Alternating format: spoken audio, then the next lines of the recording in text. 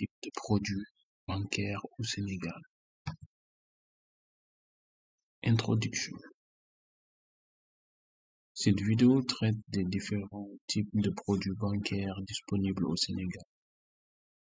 Elle présente les comptes d'épargne, de prêt, les cartes de crédit, les services de transfert d'argent et les services de paiement en ligne. Les comptes d'épargne permettent de mettre de l'argent de côté en toute sécurité. Les prêts sont assortis de conditions de remboursement variables en fonction du type de prêt et de la banque. Les cartes de crédit sont très populaires mais sont souvent assorties d'un taux d'intérêt élevé. Les services de transfert d'argent sont proposés pour envoyer et recevoir de l'argent à l'intérieur ou à l'extérieur du pays. Les services de paiement en ligne permettent aux clients de gérer leurs finances à distance. Voilà un petit résumé des différents types de produits que nous allons étudier au cours de cette vidéo. D'abord, nous allons parler des comptes d'épargne. Nous allons parler des avantages et de leurs inconvénients. Les avantages. Les comptes d'épargne offrent un moyen sûr et sécurisé de mettre de l'argent de côté. Ils sont accessibles à tous les clients, qu'ils soient particuliers ou entreprises. Les taux d'intérêt offerts sur les comptes d'épargne sont souvent plus élevés que les taux offerts sur les comptes courants. Les comptes d'épargne sont souvent assortis de frais peu élevés, voire nuls. Les dépôts sur les comptes d'épargne sont en général garantis par le gouvernement jusqu'à un certain montant. Au Sénégal, le montant, c'est maximum 2 millions. Alors, parlons des inconvénients. Les taux d'intérêt offerts sur les comptes d'épargne peuvent être relativement bas, ce qui signifie que les rendements peuvent être faibles. Les retraits peuvent être soumis à des restrictions, ce qui peut rendre l'argent moins liquide. Les comptes d'épargne peuvent ne pas être adaptés pour les clients qui ont besoin d'un accès facile et immédiat à leur argent. Les comptes d'épargne ne sont pas destinés à générer de grands rendements. Donc, pour les investisseurs à la recherche d'un retour sur investissement important, ils peuvent ne pas être la meilleure option. Et là, nous allons parler des prêts. Il faut savoir aussi qu'il y a beaucoup de types de prêts. Prêts immobiliers, prêts personnels, et à la consommation. Il y a beaucoup de types de prêts, vous savez. Maintenant, nous allons parler de leurs avantages. Premièrement,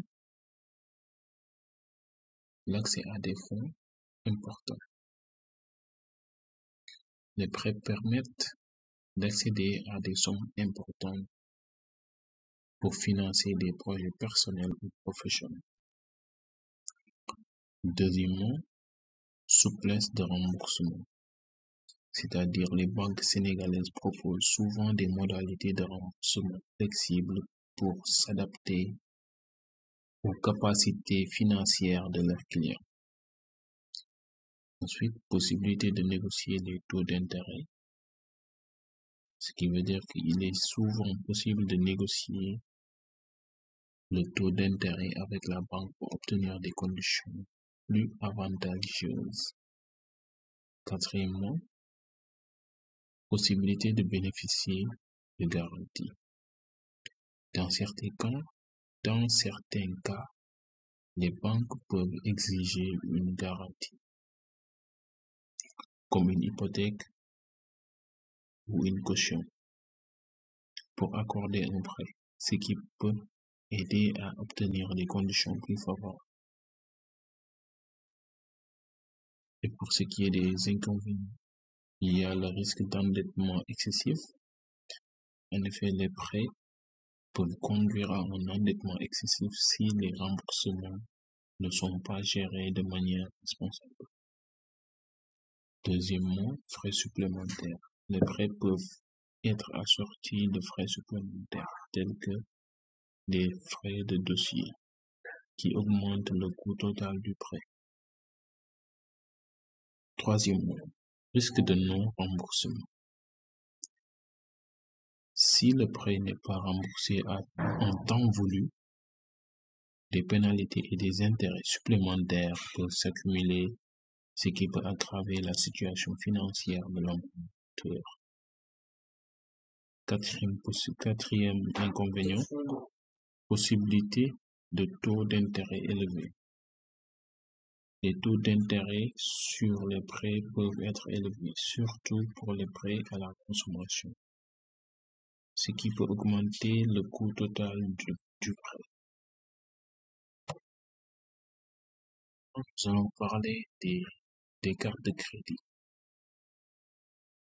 Ils ont pour avantage d'abord, les cartes de crédit offrent une grande commodité pour effectuer des achats en ligne ou dans des magasins sans avoir à transporter de l'argent liquide. Les cartes de crédit peuvent offrir des programmes de récompense, des remises en argent et des offres spéciales aux clients qui les utilisent régulièrement. Les cartes de crédit offrent souvent une assurance pour les achats effectués avec la carte, ce qui peut protéger le client en cas de vol, de dommages ou de fraude. Ces cartes peuvent aider à établir une bonne cote de crédit pour les clients qui utilisent leur carte de manière raisonnable et effectuent leur paiement à temps. Les inconvénients des cartes de crédit. Les cartes de crédit peuvent avoir des taux d'intérêt très élevés, ce qui peut entraîner des frais élevés si le solde n'est pas payé en totalité à la fin du mois. Les cartes de crédit peuvent encourager les clients à décompenser. Les cartes de crédit peuvent encourager les clients à dépenser plus qu'ils ne peuvent se permettre, ce qui peut entraîner des problèmes financiers à long terme. Les cartes de crédit peuvent être volées ou utilisées de manière frauduleuse, ce qui peut entraîner des frais importants et des problèmes financiers pour les clients. En dernier lieu, les cartes de crédit peuvent avoir des frais annuels, des frais de transaction et des frais de change pour les achats effectués à l'étranger, ce qui peut augmenter le coût total d'utilisation de la carte.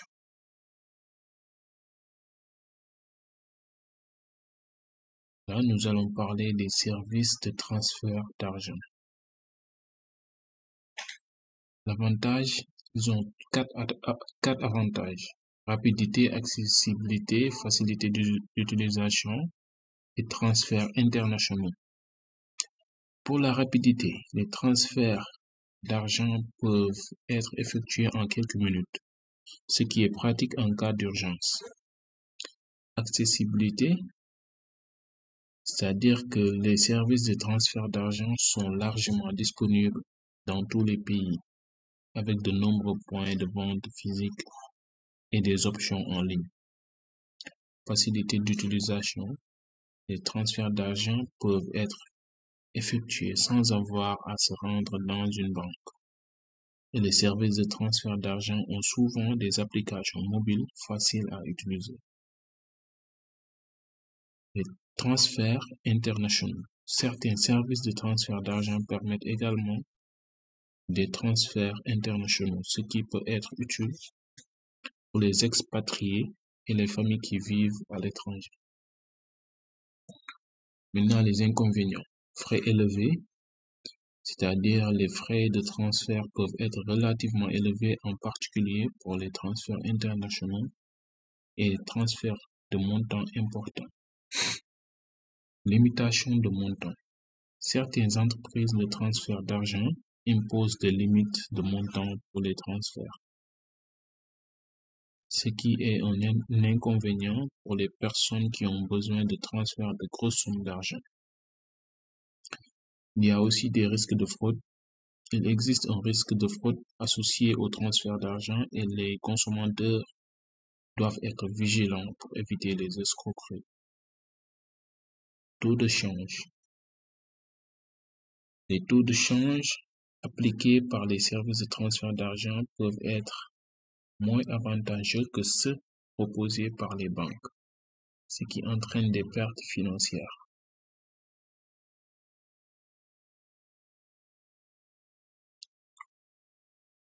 En dernier lieu, nous allons parler des services de paiement en ligne. Ils ont comme avantage la commodité. Les services de paiement en ligne offrent une grande commodité aux utilisateurs. Ils permettent aux clients de gérer leurs finances en ligne à tout moment et n'importe où, sans avoir à se déplacer à la banque. Il y a la rapidité. Les transactions effectuées en ligne sont souvent plus rapides que les transactions à personne. Les paiements sont effectués en temps réel, ce qui signifie que l'argent est transféré immédiatement, instantanément. La sécurité.